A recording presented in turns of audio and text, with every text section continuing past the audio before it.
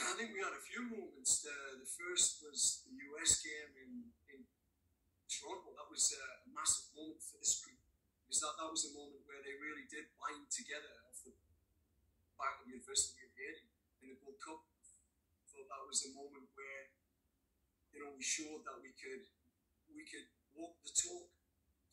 And then coming out of that, it was Haiti away. We didn't crumble in one of the toughest experiences I've ever seen. Probably a football match played, given the COVID climates, what was happening politically, Haiti, the heat, the conditions, and they came through that. They bent, but they didn't break. And then I keep saying this: the World Cup, when we didn't have our big guns there, and going toe to toe with Mexico in that semi-final match, beating Costa Rica comprehensively, with a group of guys that stood up and said, "Look, this squad's deep. This is a new Canada, and it's not about 2 or 3 players."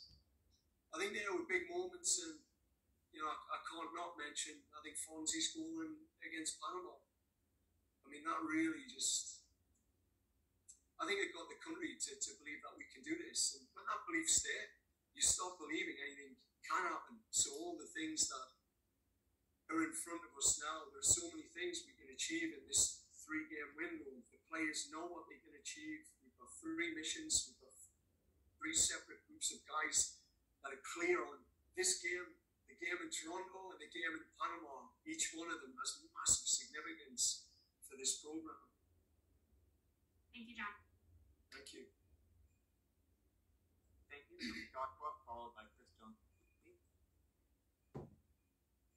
Hey, John. Going back to the game in November against Costa Rica, what did you learn about them that's going to inform how you approach today's or tomorrow's game tactically? Yeah, I think they've been evolving and growing as a team. You can see it. They're unbeaten now in 4 matches, 3 clean sheets. They were able to remain unbeaten against Panama, Mexico, Jamaica. 3 tough games in the last window. And I think what I've seen is they're buying in. They're buying into the coach's philosophy, which is a really tight defensive unit.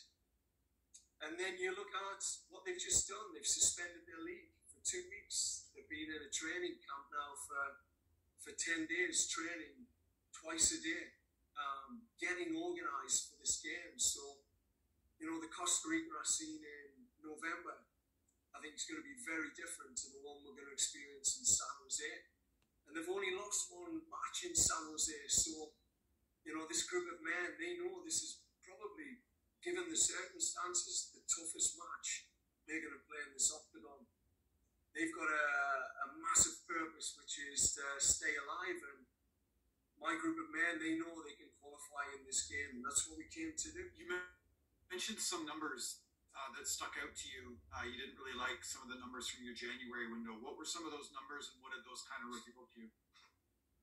Well, it started to become more the game management. So when you go 1-0 up early in a game, you shift to managing the game. And I feel, there are certain teams in certain circumstances you have to manage games, but I felt we were managing games for too early in the game.